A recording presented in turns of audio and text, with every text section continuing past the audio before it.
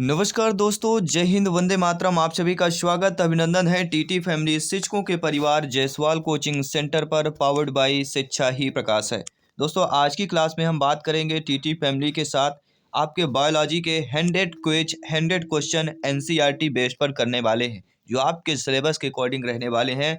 दोस्तों, बहुत ही इंपॉर्टेंट है। ये 2-3 दिनों के रिसर्च के बाद ये टॉप 100 एनसीईआरटी क्वेश्चंस तैयार किए गए हैं, जो आपके लिए एग्जाम के प्रिपरेशन के लिए बहुत इंपॉर्टेंट है। तो ये मेहनत आप सभी के लिए है, आप सभी के एग्जाम को फतेह करने के लिए है। तो आप सभी लोग तैयार हो जाइए। विथ डिटेल के साथ क्वेश्चन की बात करेंगे। कोई भी ऑप्शंस, कोई भी टॉपिक छूट के नहीं जाएगा, क्योंकि यहाँ पर सिलेक्शन सर्वोपरि है। तो सभी लोग यहाँ पे कमेंट करना, फीडबैक करना है। चलिए, पहला प्रश्न बात करते हैं कि नाइट्रोजन किसका अनिवार्य घटक होता है? समस्त वसा का, प्रोटीन का, विटामिनों का, या सभी कार्बोहाइड्रेटों का हो जाता है? सभी कमेंट कीजिएगा। तो नाइट्रोजन किसका अनिवार्य घटक हो जाता है? तो यह प्रोटीनों का अनिवार्य घटक हो जाता है। बी ऑप्शन यहाँ पे आपका सही हो जाता है। दोस्तों, नाइट्रोजन प्रोटीन का अनिवार्य घटक होता है और प्रोटीन का आणविक यौगिक कार्बन, हाइड्रोजन, ऑक्सीजन एवं नाइट्रोजन से बना होता है। इसके बाद है दूसरा प्रश्न। दूसरा प्रश्न पूछा जा रहा है कि विटामिन बी6 की कमी से पुरुष में क्या होता है? रिकेट्स, स्कर्वी, बेरी या अरक्तता होता है? सभी लोग बताइए। विटामिन बी6 की कमी से पुरुष में क्या हो जाता है? तो वह आपका अरक्तता हो जाता है। डी ऑप्शन आपका यहाँ पे सही हो जाएगा। विटामिन बी6 का दूसरा नाम क्या है आपका? पायरिडॉक्सिन की बात करेंगे। और इसका जो प्रमुख स्रोत होते हैं विटामिन बी6 के, आपके दूध, ईस्ट, अनाज, मांस, जिगर, मछली, ये सारी इत्यादि इसके प्रमुख स्रोत होते हैं। और विटामिन बी6 की कमी से क्या होता है? अरक्तता, एनीमिया नामक बीमारी होती है। और विटामिन बी6 की बात करें, लाल रुधिराओं तथा प्रत्यक्षी प्रोटीन के बनने की प्रक्रिया को भी यह प्रभावित करती है।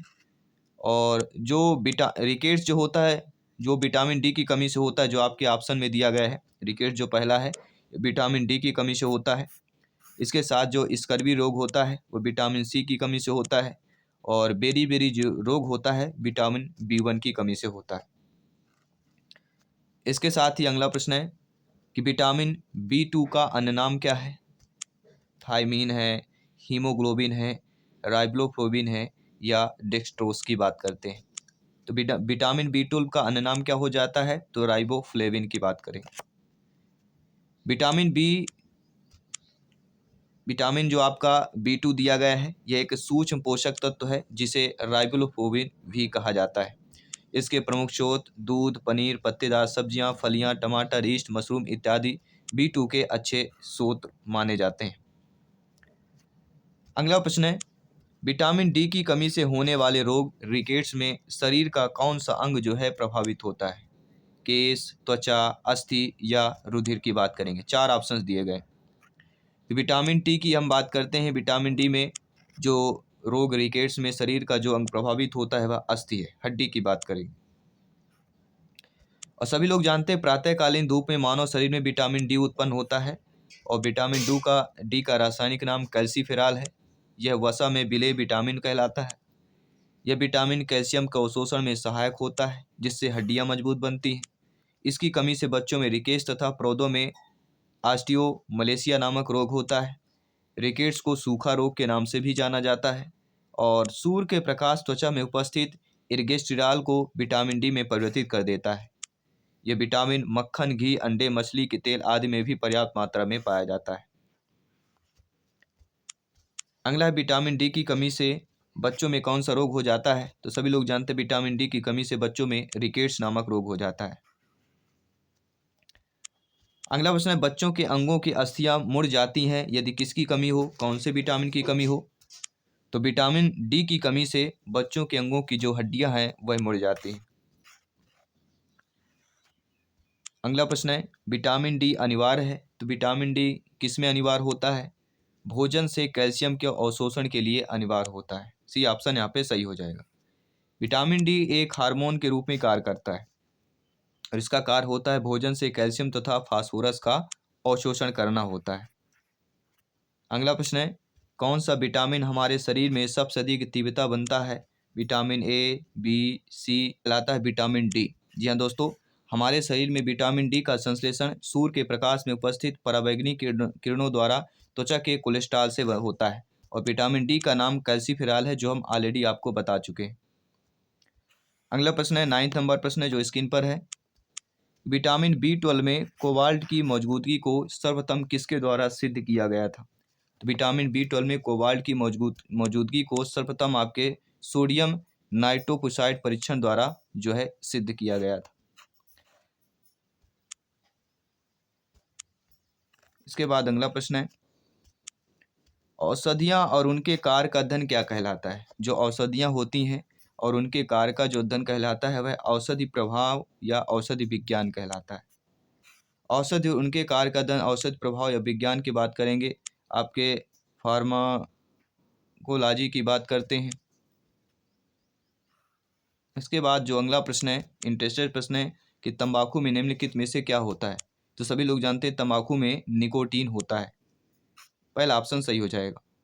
Important biology question by Jaiswal sir आप सर्च करेंगे किसी भी प्लेटफॉर्म, चाहे गूगल में सर्च करें, यूट्यूब में सर्च करें, सभी जगह आपको मिल जाएगा। सभी क्लासेज फ्री ऑफ कॉस्ट है यहाँ पे। लौह की कमी से कौन सा रोग होता है? तो लौह की कमी से सभी लोग जानते हैं कौन सा रोग होता है? गायटर। जी हाँ दोस्तों, लौह की कमी से प्रत्यक्ष अप्रत्यक्ष रूप से थायराइड ग्रंथि की क्रिया जो है प्रभावित होती है और शरीर में लौह कमी की रक्त क्षीणता अरक्ता के अतिरिक्त गायटर के लिए भी यह जिम्मेदार होता है।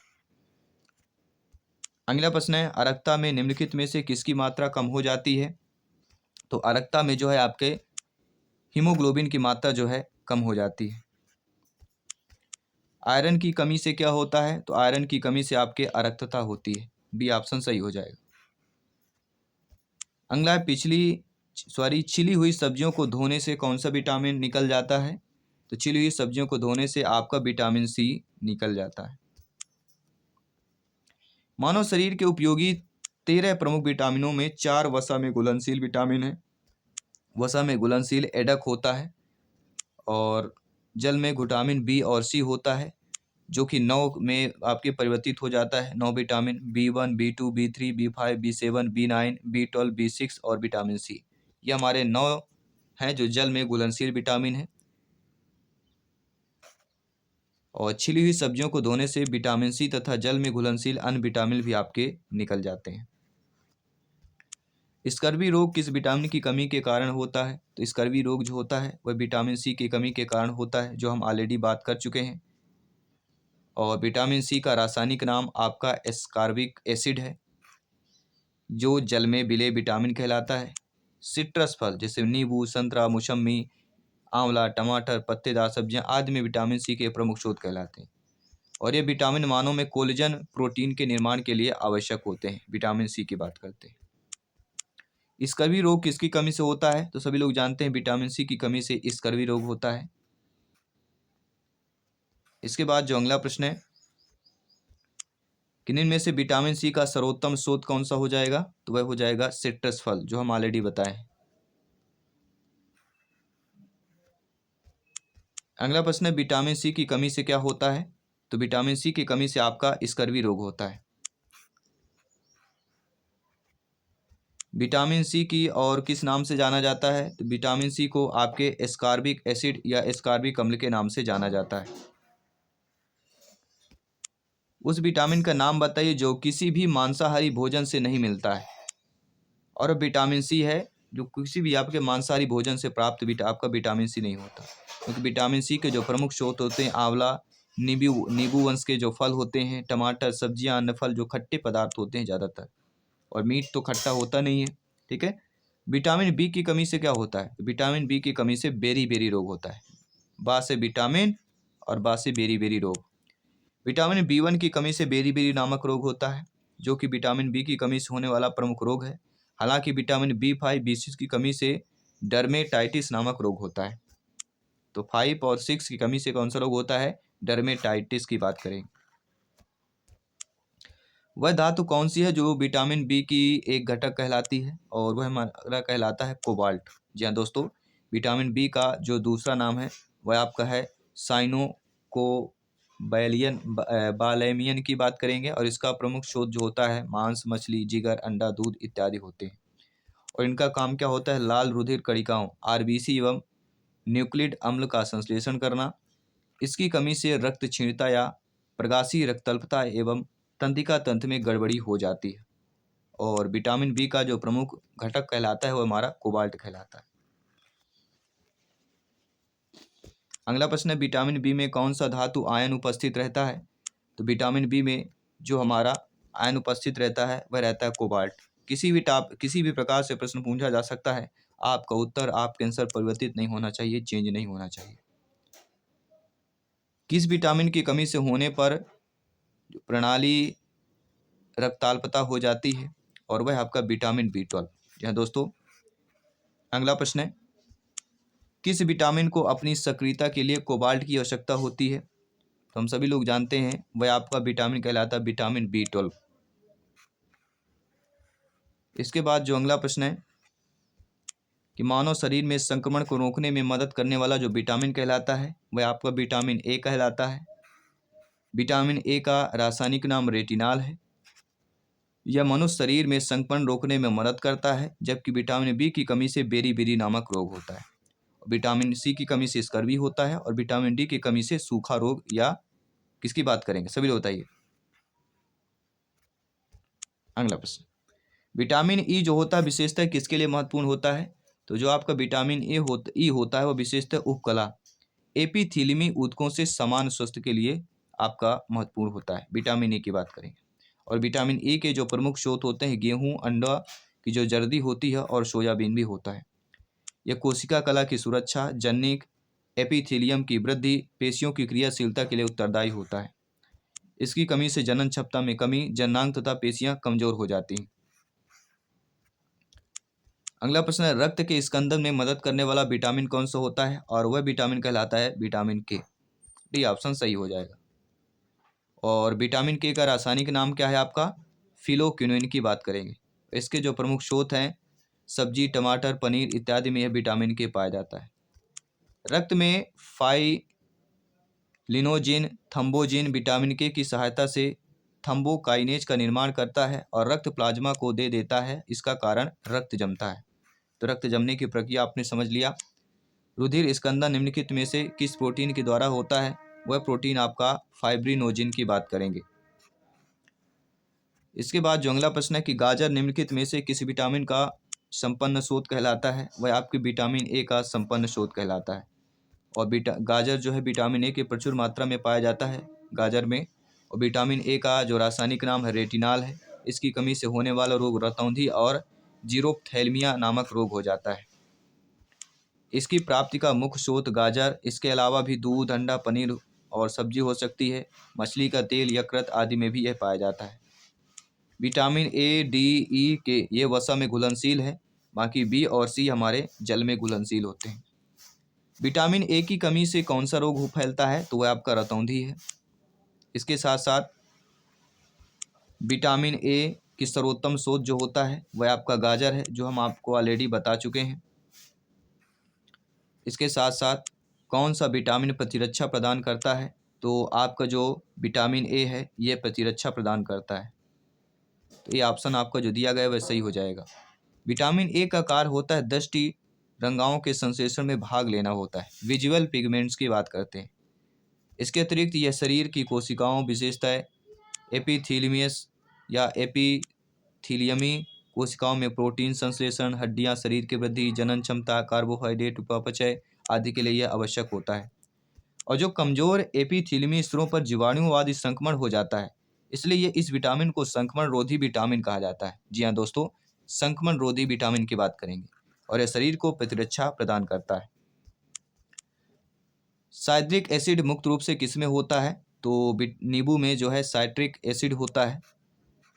साइट्रिक एसिड मुख्यतः साइट्रस फलों में होता है, जैसे नींबू, संतरा, मौसमी, ये कौन से फल कहलाते हैं? साइट्रस फल कहलाते हैं। गुर्दे की निस्पंदन इकाई कौन सी होती है? तो गुर्दे की जो निस्पंदन इकाई जो यूनिट होती है वह आपकी नेफ्रॉन होती है। इसके साथ साथ हर गुर्दे में लगभग 10 लाख वृक्काणु होते हैं, जिनमें से हर वृक्काणु मूत्र बनाने वाली एक स्वतंत्र इकाई होती है। गुर्दे की कार्यात्मक इकाई के रूप में वृक्काणु रक्त का प्रारंभिक निस्पंदन पूर्ण करके निस्पंदन से उन पदार्थों का दोबारा अवशोषण कर लेते हैं जो शरीर के लिए उपयोगी होते हैं तथा व्यर्थ पदार्थ मूत्र के रूप में शरीर के बाहर निकल जाते हैं। अगला वृक्क का प्रकार्यात्मक यूनिट क्या होती है, वह होती है वृक्काणु व नेफ्रॉन की बात करेंगे। इसके साथ साथ गुर्दे या किडनी का कार्यात्मक यूनिट क्या होता है, तो गुर्दे और किडनी का जो कार्यात्मक यूनिट होता है वो आपका नेफ्रॉन होता है। अगला, निम्न में से मानव शरीर का यह कौन सा अंग है जो उसमें जल के संतुलन के लिए उत्तरदायी होता है, तो जल के संतुलन के लिए जो उत्तरदायी होता है वह होता है गुर्दा। गुर्दे की बात करेंगे। गुर्दे पूरे शरीर में जल और इलेक्ट्रोलाइट्स का संतुलन बनाए रखता है। दोस्तों, मूत्र बनता है तो संग्राहक वाहिनियों में जो है मूत्र बनता है, पहला ऑप्शन सही हो जाएगा। संग्राहक वाहिनिकों वृक्क का भाग होती है। मूत्र कैसा होता है, अम्लीय होता है। मूत्र का हल्का पीला रंग, उसमें जो है यूरोक्रोम वर्णक होता है, उसके कारण वह पीला रंग हल्का होता है। तो अगला प्रश्न यहाँ पे है कि निम्नलिखित में से कौन उत्सर्जक उत्पाद के रूप में यूरिक एसिड जो है उत्पन्न करता है। अमीबा, तितलियां, गौरैया या ऊंट की बात करते हैं। तो हमारा राइट ऑप्शन कौन सा हो जाएगा, ऐसा उत्सर्जक उत्पाद के रूप में जो यूरिक एसिड उत्पन्न करता है, उत्सर्जन करता है, बात करेंगे गौरैया की। सभी सरीसृप वर्ग, छिपकलियां एवं पक्षी वर्ग गौरैया का मुख्य उत्सर्जक उत्पाद यूरिक एसिड होता है, जबकि स्तनधारियों मनुष्य का मुख्य उत्सर्जक पदार्थ जो है यूरिया होता है। पक्षियों में मूत्र उत्सर्जन यूरिया के रूप में न होकर यूरिक अम्ल के रूप में होता है। अगला, निर्जलीकरण के दौरान आमतौर पर शरीर के किस पदार्थ की हानि होती है। Sugar, sodium chloride, calcium phosphate या पोटेशियम क्लोराइड की बात करते हैं। तो निर्जलीकरण के दौरान आमतौर पर जो है सोडियम क्लोराइड पदार्थ की जो है हानि होती है। NaCl की बात करेंगे, सोडियम क्लोराइड की बात करेंगे, और इसकी पूर्ति जो है ORS घोल द्वारा दी जाती है। अक्सर आपने देखा होगा जब उल्टियाँ होती हैं तो हॉस्पिटल में ORS का घोल दिया जाता है, पाउडर दिया जाएगा कि इसको मिला के उबाल कर पानी में पीजिए, ठीक है। निर्जलीकरण के किया जाता है, क्योंकि उल्टी या दस्त में निर्जलीकरण की प्रक्रिया सबसे ज़्यादा संभावित होती है। मूत्र के श्रावण को बनाने वाली औषधि को क्या कहते हैं। जी हाँ दोस्तों, जो मूत्र के श्रावण है उसको बढ़ाने वाली जो औषधि कहलाती है वह आपका कहलाता है डाईयूरेटिक की बात करते हैं। सी ऑप्शन सही हो जाएगा। मूत्र के श्रावण को बढ़ाने वाली औषधि जो कहलाती है आपके डाईयूरेटिक कहलाती है। अगला है, मूत्र का आसमान घटक क्या होता है, वह होता है एल्वियम। मूत्र का जो है आसमान घटक आपका एल्वियम हो जाएगा। समान सूत्र में दो देखे 95% जल, 2% लवण जैसे NaCl, potassium, chlorine, sulphur dioxide, sulphur, और यूरिया में 2.6% यूरिया, 0.3% यूरिक एसिड तथा क्रिएटिन होता है। समान मूत्र की बात करें, इसका रंग यूरोक्रोम के कारण पीला होता है, ऑलरेडी बता चुके हैं, और इसका pH मान 6 होता है। मूत्र में आपका एल्बिनम नहीं होता है, इसकी उपस्थिति को एल्बिनेरिया कहा जाता है। इसके साथ साथ निम्नलिखित में से कौन सा घटक मूत्र का आसमान घटक कहलाता है, तो हम ऑलरेडी आपको बता चुके हैं, और वह आपका कीटोन निकाय। जी हाँ दोस्तों, कीटोन निकाय वसी अम्लों द्वारा उत्पन्न जल में घुलनशील एक उच्च ऊर्जा यौगिक होता है। यह आपका मूत्र का आसमान घटक होता है। कोटिन निकाय की बात करते हैं। भ्रूण की अपरा कोशिका किसमें सहायक होती है, तो यह भ्रूण की जो अपरा कोशिका होती है उत्सर्जन में सहायक होती है। यह भ्रूण में उपापचय से उत्पन्न CO2, यूरिया आदि अपशिष्ट पदार्थों का उत्सर्जन करता है। इसके साथ साथ निम्नलिखित में से वह अंग कौन सा है जिससे पानी, वसा, विभिन्न अपचय या कैटाबोलिक अपशिष्ट उत्सर्जित होते रहते हैं, वह हमारा ऑप्शन कहला जाएगा वृक्क। जी हाँ दोस्तों, वह अंग वृक्क है जिससे पानी, वसा, विभिन्न जो अपचय है, कैटाबोलिक अपशिष्ट है, उत्सर्जित होते रहते हैं। वृक्क की बात करेंगे।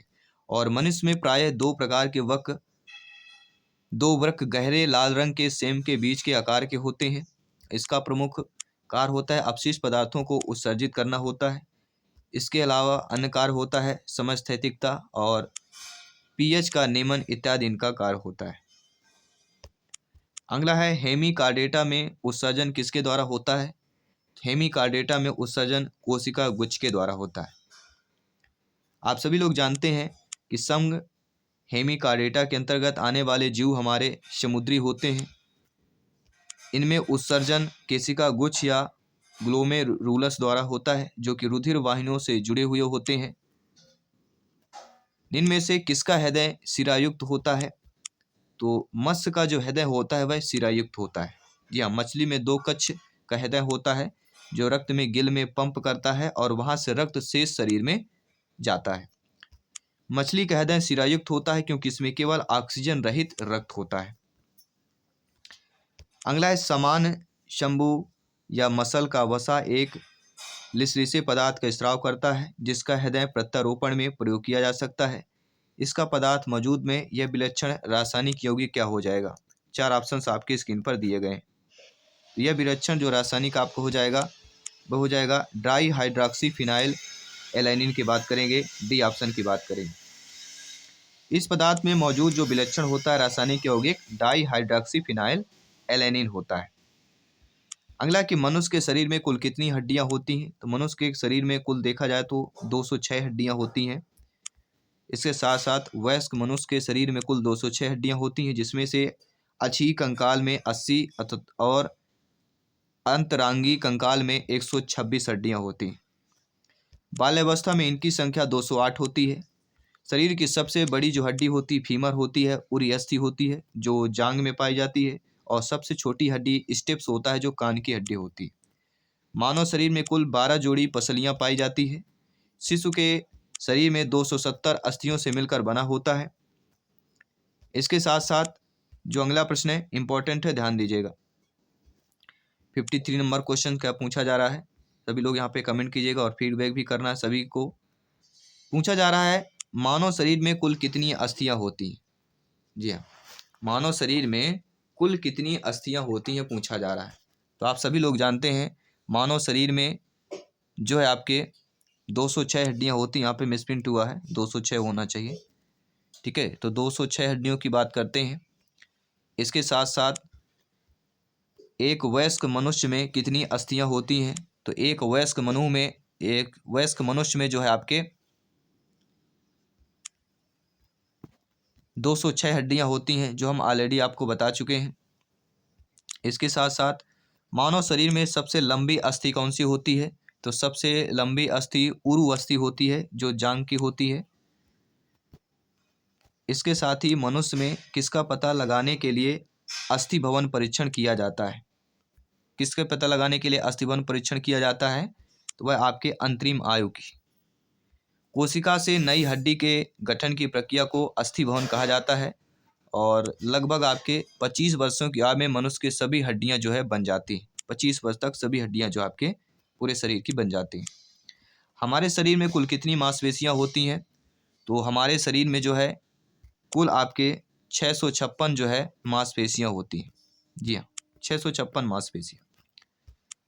कंकाल की मांसपेशियों की अनुमानित संख्या कितनी है? तो कंकाल की मांसपेशियों की जो अनुमानित संख्या मानी गई है लगभग 700 के आसपास मानी गई है।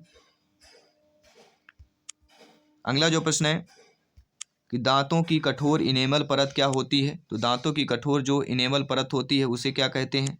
कैल्शियम हाइड्रोक्साइड कहते हैं, कैल्शियम हाइड्रॉक्सी एपेटाइट कहते हैं, कैल्शियम ऑक्साइड कहते हैं, कैल्शियम फास्फेट कहते हैं। सभी लोग बताइए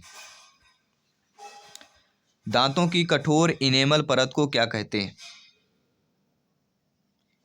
जी हाँ, बहुत इंपॉर्टेंट प्रश्न है का कैल्शियम हाइड्रॉक्सी एपेटाइट कहते हैं, बी ऑप्शन सही हो जाएगा। अगला प्रश्न है निम्न में से कौन सा भाग हाथी के गजदंत के रूप में बदलता है? जी हाँ, सभी लोग बताइए कौन सा भाग हाथी के गजदंत के रूप में बदलता है? और वह भाग होता है दूसरा कृतक।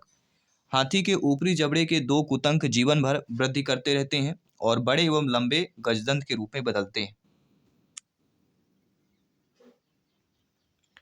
अगला प्रश्न है हाथी के दांत विशाल रूप से बढ़ा हुआ कौन सा हिस्सा होता है? तो हाथी का विशाल जो बढ़ा हुआ होता है वह होता है ऊपरी कृतंक दंत कहलाता है। इसके साथ साथ किसी पेशी संकुचनशील प्रोटीन में क्या होता है? तो किसी पेशी जो संकुचन प्रोटीन होता है उसमें क्या होता है? सभी लोग बताइए। तो किसी पेशी संकुचन प्रोटीन में आपका एक्टिन और मायोसिन होता है। इसके साथ साथ अगला प्रश्न है कि निम्न में से किस कशेरुकी में बहिकंकाल नहीं होता है? तो किस कशेरुकी में बहिकंकाल नहीं होता है? एम्फीबिया, उभयचर में बहिकंकाल नहीं होता है। बाकी स्तनी वर्ग, पक्षी वर्ग, कांडिकी इन तीनों में होता है, लेकिन एम्फीबिया, उभयचर में नहीं होता है।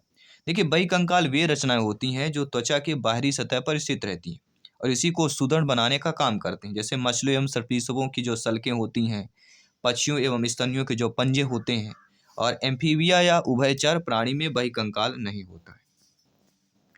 निम्नलिखित में से किस एक जीव में पसलियों की सबसे अधिक है? जी हाँ, सभी बताइए, किस जीव में जो है पसलियों सबसे अधिक होती हैं? और वह कहलाता है सांप। स्तनपायी मैनल में पसलियों की संख्या अधिक होती है और मानव में जो है 12 जोड़ी या कह सकते हैं 24 पसलियां हो पाई जाती हैं। और सांप के भाग में, जी हाँ, सांप के भाग में लगभग 200 से लेके 400 हड्डियां प्रत्येक एक जोड़ी पसलियों के साथ पाई जाती है। तो सांप की बात करेंगे। अगला प्रश्न है, ओडोंटोलॉजी विज्ञान की एक शाखा है, उसका संबंध किसके अध्ययन के साथ है? ओडोंटोलॉजी जो एक विज्ञान की शाखा है, इसका जो संबंध हो जाता है वह आपके दंत से संबंधित हो जाता है। उनकी संरचना और विकास उनकी बीमारियों से यह संबंधित होते हैं। जो अक्ल दाढ़ होती है वह कौन सी दाढ़ कहलाती है? जो अक्ल की दाढ़ होती है वह हमारी तीसरी दाढ़ कहलाती है। अक्ल या तीसरी दाढ़ उन दांतों के नाम के हैं जो आखिर में निकलते हैं। और अधिकतर लोगों के कितने दाढ़ होते हैं? 4 अक्ल की दाढ़ हो सकती है, अधिकतम की बात करते हैं। ऑस्टियोसाइड पाए जाते हैं, तो ऑस्टियोसाइड किस में पाए जाते हैं? तो ऑस्टियोसाइड जो आपके अस्थि में पाए जाते हैं। जी हाँ, ऑस्टियोसाइड अस्थि में, कॉन्ड्रोसाइट उपास्थि में और थंबोसाइट आपका रुधिर में पाया जाता है। अगला दिया गया है, जानुफलक का दूसरा नाम क्या है? तो जानुफलक का जो दूसरा नाम होता है वह हमारा होता है जान्विक या पटिल्ला की बात करते हैं। ऐसी हड्डी को सीमेसाइड हड्डी कहते हैं और घुटने की संध की सुरक्षा करती है और घुटने के मुड़ने में यह सहायता करती है। अगला प्रश्न है, सिग्मा रूपी बृहदांत किसका भाग कहलाता है? तो सिग्मा रूपी जो बृहदांत होते हैं ये दोस्तों आपके बड़ी आंत का भाग कहलाते हैं। सिग्मा रूपी बृहदांत बड़ी आंत का भाग है जो कि मलाशय एवं गुदा से संबद्ध होता है। महारंध्र जो एक दो कारक है यह कहाँ का होता है? तो महारंध्र जो कि एक दो कारक होता है यह आपके कपाल का एक भाग होता है। दो कारक जो किस में होता है? कपाल में होता है। स्टार फिश के परिसंचरण तंत्र को क्या कहा जाता है? तो स्टार फिश का जो परिसंचरण तंत्र होता है उसको दोस्तों हीमल तंत्र कहा जाता है। जी हाँ, स्टार फिश में परिसंचरण 3 स्थानों पर संपन्न होता है। पहला स्थान होता है आपका पेरीविसेरल कोएलम, दूसरा स्थान होता है जलवाहिली तंत्र और तीसरा स्थान होता है हीमल तंत्र। इसलिए हमारा यहाँ पे जो स्टार फिश में परिसंचरण तंत्र को क्या कहा जाता है? हीमल तंत्र की बात करेंगे। पुरानी और नष्ट प्राय लाल रक्त कणिकाएं कहाँ नष्ट हो जाती हैं? तो पुरानी और जो नष्ट प्राय लाल रक्त कणिकाएं होती हैं, आरबीसी जो होता है, यह प्लीहा में जाके नष्ट हो जाती है। अस्थि मज्जा से उत्पन्न जो आरबीसी जब क्षतिग्रस्त व पुरानी हो जाती हैं तो वह प्लीहा में जाके फिर नष्ट हो जाती हैं। सबसे बड़ी श्वेत रुधिराणु कौन सी होती है? तो सबसे बड़ी जो श्वेत रुधिराणु होती है वह एक केंद्राणु या मोनोसाइट की बात करेंगे। मोनोसाइट सबसे बड़ा श्वेत रुधिराणु है और इसका जो व्यास होता है वह आपके 20 यूएम तक हो सकता है। 20 यूएम की बात करेंगे। शरीर में श्वेत रुधिराओं का मुख्य कार्य क्या होता है? तो शरीर में जो श्वेत रुधिराएं होती हैं, डब्ल्यूबीसी जो होता है, इसका जो मुख्य कार्य होता है शरीर के रोगों से रक्षा करना। शरीर के रोगों से रक्षा करना मुख्य कार्य होता है। रोग प्रतिरोध या रोग प्रतिकारकों को उत्पन्न करने वाला सेल कौन सा होता है? और वह सेल हमारा कहलाता है लिम्फोसाइट। लिम्फोसाइट कणिका विहीन श्वेत रुधिराणु होता है। यह पेट रुधिराणु की कुल संख्या का 20 से लेके 30% होता है और यह 2 प्रकार का होता है। एक होता है आपका बी लिम्फोसाइट और एक होता है आपका टी लिम्फोसाइट। जो बी लिम्फोसाइट होता है यह प्रतिरक्षी प्रोटीन होता है और HIV विषाणु लिम्फोसाइट को नष्ट कर प्रतिरक्षा तंत्र कमजोर करता है। अगला जो प्रश्न है कि एड्स के विषाणु किसे नष्ट कर देते हैं। जो एड्स के विषाणु होते हैं वह दोस्तों आपके लिम्फोसाइट को नष्ट कर देते हैं। किसको नष्ट कर देते हैं? आपके लिम्फोसाइट को यह नष्ट कर देते हैं। किस प्रक्रिया द्वारा श्वसन के दौरान गैसें रुधिर में प्रवेश करती हैं और फिर उसे छोड़ती हैं? किस प्रक्रिया के दौरान? तो वह प्रक्रिया हमारी कहलाती है विसरण की प्रक्रिया। जी हाँ दोस्तों, विसरण प्रक्रिया द्वारा श्वसन के दौरान गैसें रुधिर में प्रवेश करती हैं और फिर उसे छोड़ती हैं, तो विसरण प्रक्रिया की बात करेंगे। प्राकृतिक कोलाइडी कौन सा कहलाता है? तो प्राकृतिक जो कोलाइडी होता है वह आपका रक्त कहलाता है। जी हाँ, संपूर्ण रक्त, प्लाज्मा एवं एल्बुमिन प्राकृतिक कोलाइडी के ये एग्जाम्पल्स होते हैं। रक्त में हीमोग्लोबिन एक समृद्ध प्रोटीन है जिसमें भरपूर मात्रा में क्या पाया जाता है? जिसमें भरपूर मात्रा में लौह पाया जाता है। जी हाँ, आयरन की बात करेंगे। हीमोग्लोबिन रुधिर की लाल आरबीसी में पाया जाने वाला प्रोटीन है जिससे लोहा पाया जाता है। हीमोग्लोबिन जो होता है ऑक्सीजन को अवशोषित कर गहरे लाल रंग का ऑक्सी हीमोग्लोबिन नामक अस्थायी यौगिक बनाता है जो विखंडित होकर ऑक्सीजन छोड़ देता है और यही ऑक्सीजन शरीर के विभिन्न हिस्सों में पहुंचती है और कौन को फिर यह वापस भी लाती है। हीमोग्लोबिन की अधिकतम बंधुता किसमें होती है? तो हीमोग्लोबिन की सबसे अधिक जो बंधुता होती है वह आपकी किसमें होती है? वह होती है दोस्तों कार्बन मोनोऑक्साइड की बात करें। जी हाँ, हीमोग्लोबिन की अधिक बंधुता कार्बन मोनोऑक्साइड के लिए होती है जो कि ऑक्सीजन से कितना होता है? 250 गुना होता है। जी हाँ दोस्तों, ऑक्सीजन से 250 गुना अधिक होता है। अगला है मानव रक्त का रंग जो है लाल क्यों होता है? मानव रक्त का जो रंग है ये लाल क्यों होता है? और इसका रीजन है हीमोग्लोबिन के कारण होता है। आरबीसी कोशिकाओं में हीमोग्लोबिन नामक पदार्थ होता है जिसके कारण यह रक्त का रंग लाल होता है। इसमें ग्लोबिन नामक लौहयुक्त प्रोटीन है जो ऑक्सीजन एवं कार्बन डाइऑक्साइड से संयोग करने की रक्षा करता है। हीमोग्लोबिन ऑक्सीजन परिवहन का कार्य भी करता है और हीमोग्लोबिन की मात्रा में कमी होने पर रक्त क्षीणता रोग हो जाता है। और हीमोग्लोबिन एक क्या होता है? एक प्रोटीन होता है। हीमोग्लोबिन निम्नलिखित में से कौन सा तत्व मौजूद होता है? तो हीमोग्लोबिन के अगर तत्व की बात करते हैं तो लोहा, आयरन की बात करेंगे। यदि व्यक्ति को गलत प्रकार का रक्त दे दिया जाए तो निम्नलिखित में से क्या परिणाम होता है? अगर किसी व्यक्ति का दूसरे ग्रुप का ब्लड दिया जाए, अलग दे दिया जाए, तो उसका परिणाम, उसका रिजल्ट होता है कि सभी धमनियां क्या होती हैं? संकुचित हो जाती हैं। यदि व्यक्ति को गलत प्रकार का रक्त दे दिया जाए तो थक्का बन जाता है और तथा धमनियां जो है संकुचित हो जाती है, मतलब सिकुड़ जाती हैं। अगला जोड़ पर यूरिक एसिड क्रिस्टलों का एकत्र हो जाना किसका कारण होता है? तो जोड़ पर यूरिक एसिड क्रिस्टलों का एकत्र हो जाना जो है सबसे प्रमुख होता है गठिया का कारण होता है। रक्त में मूत्राम्ल के उच्च स्तर के कारण जोड़ों पर यूरिक एसिड क्रिस्टल एकत्र हो जाने के कारण गाउट रोग या एक प्रकार का गठिया रोग हो जाता है जिससे उठने बैठने में आपको प्रॉब्लम होती है। खासतौर पर जोड़ों की बात करते हैं। किस कशेरुकी में ऑक्सीजनित और विऑक्सीजनित रुधिर मिल जाते हैं और वह हमारा कहला जाता है दोस्तों उभयचर। जी हाँ, उभयचर कशेरुकी में ऑक्सीजनत और विऑक्सीजनित जो है रुधिर मिल जाते हैं। उभयचर तथा अधिकांश सरीसृप के द्विक परिसंचरण तंत्र होता है लेकिन हृदय हमेशा दो पंपों में विभक्त नहीं होता है जिसके कारण ऑक्सीजनित और विऑक्सीजनित रुधिर मिल जाते हैं और उभयचरों में 3 कक्षों में युक्त यह हृदय पाया जाता है। मानव मस्तिष्क में कितने निलय होते हैं? तो मानव मस्तिष्क में टोटल निलय 4 होते हैं, सभी लोग जानते हैं। 2 पार्श्व निलय होते हैं जो कि दाएं एवं बाएं गोलार्ध में स्थित होते हैं और अग्र मस्तक में तृतीय निलय और पश्चिम मस्तिष्क में चतुर्थ निलय होते हैं। तो 4 निलय होते हैं मानव मस्तिष्क में। निम्नलिखित में से किसका सहसंबंध रक्तचाप से होता है? तो सभी लोग जानते हैं कि आपके वृषण का संबंध जो है रक्तचाप से होता है। जी हाँ, अधिवृक्क ग्रंथि या एडिनल ग्लैंड का संबंध रक्तचाप से है। अधिवृक्क ग्रंथि 2 भाग होते हैं, एडिनल कॉर्टेक्स और एडिनल मेडुला होता है। इसके साथ साथ इनमें से कौन जो है मनुष्य में जो है श्वसन रंजक है? वह आपका हेमोसाइनिन है, हेमोइरेथ्रिन है, बी कैरेटीन है, या हीमोग्लोबिन की बात करते हैं। इनमें से मनुष्य में श्वसन रंजक की बात कर रहे हैं। तो श्वसन रंजक की बात कर रहे हैं मतलब हीमोग्लोबिन की बात की जा रही।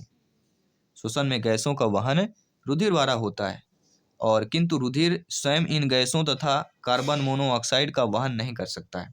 इस कार्य के लिए रुधिर में श्वसस या श्वसन रंजक होता है, और मनुष्य में श्वसन रंजक हीमोग्लोबिन होता है जिसका रंग लाल होता है। सार्वत्रिक रक्तदाता वे लोग होते हैं जिनका रुधिर वर्ग क्या होता है? तो सार्वत्रिक रक्तदाता वो होते हैं जिनका रुधिर वर्ग जो होता है आपका कौन सा होता है? तो एंटीजन अनुपस्थित में होने के कारण जो है ओ को सर्वदाता रक्त समूह कहा जाता है। तो सार्वत्रिक रक्तदाता वे लोग हैं जिनका रुधिर वर्ग होता है, वर्ग पूछा जा रहा है। तो एंटीजन अनुपस्थित होने के कारण रक्त समूह जो है ओ को सर्वदाता कहा जाता है। रक्त एबी मो सर्वग्राही समूह के कहते हैं, जो कि एक इसमें एंटीबॉडी नहीं होता है। तो दाता अगर पूछा जाता है तो ओ नाम आता है, और ग्राही पूछा जाता है तो एबी नाम आता है। तो दोनों चीज़ों का आपको समझ लेना है। यदि माता पिता में से एक रुधिर वर्ग एबी और दूसरे का ओ है तो उनके बच्चे का संभावित रुधिर क्या हो सकता है? तो 50-50 ही होना चाहिए, यानी कि ए हो सकता है या बी हो सकता है। क्यों? यदि माता पिता में से एक रुधिर वर्ग ए बी है और दूसरा ओ है तो उनके बच्चे का संभावित रुधिर वर्ग ए या वर्ग बी हो सकता है। जी हाँ, पहला ऑप्शन सही होगा। सर्वग्राही कौन से रुधिर का वर्ग होता है? तो सर्वग्राही हम ऑलरेडी आपको बता चुके हैं। ए बी जो है आपका ले सकता है, ओ सबको दे सकता है। दो चीजें इंपॉर्टेंट अपने माइंड पे बैठा लेना है। रक्त को 4 प्रमुख समूहों में बांटा गया है, ए बी और ओ समूह का रक्त किसी भी दे सकता है और सर्वदाता इसीलिए कहते हैं। ए बी रक्त समूह वाले किसी व्यक्ति रुधिर वर्ग के व्यक्ति का रक्त दिया जा सकता है, इसलिए इनको सर्वग्राही कहते हैं। तो ए बी और ओ दोनों चीजें इंपॉर्टेंट हो जाती। मानव का सामान्य रक्तदाब कितना होता है? तो मानव का सामान्य जो रक्तदाब अगर देखें तो सभी लोग जानते हैं वह हमारा होता है 80 to 120।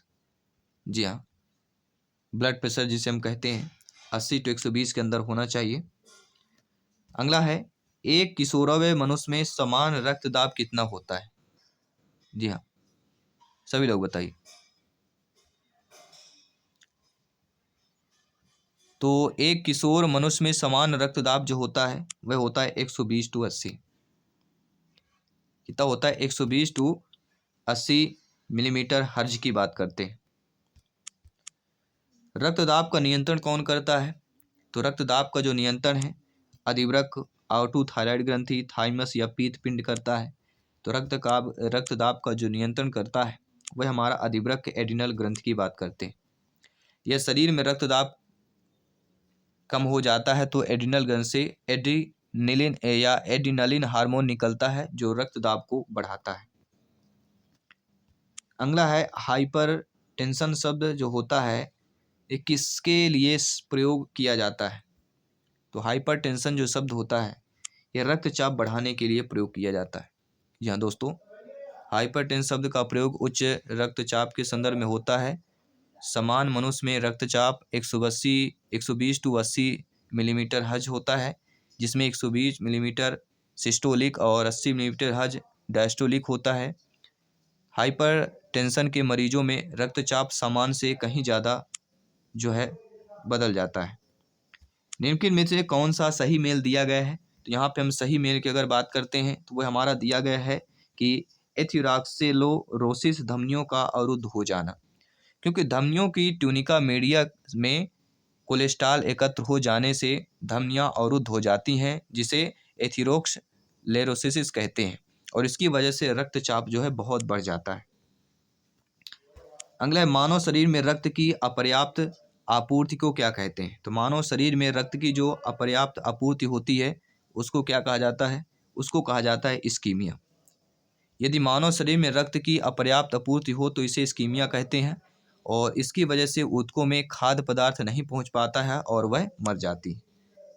अगला जो प्रश्न रहेगा, जो मॉक क्वेश्चन रहेगा, वयस्क मनुष्य में आरबीसी की समान संख्या होती है 5.5 मिलियन, 5 मिलियन, 4.5 मिलियन या 4 मिलियन की बात करते हैं। तो वयस्क पुरुष में आरबीसी की संख्या क्या होती है आपको कमेंट करके बताना है। ये आप सभी के लिए मॉक क्वेश्चन के रूप में प्रश्न दिया गया है। साथ ही साथ जो हमने ये 100 प्रश्न मैराथन कंप्लीट किया, जो कि बहुत जल्द कंप्लीट किया है, ये कैसा लगा सभी लोग कमेंट करके अवश्य बताइएगा। मैं आपके साथ जयसवाल सर मिलता हूँ आपकी अगली क्लास पर। सभी मित्रों को जय हिंद, वंदे मातरम।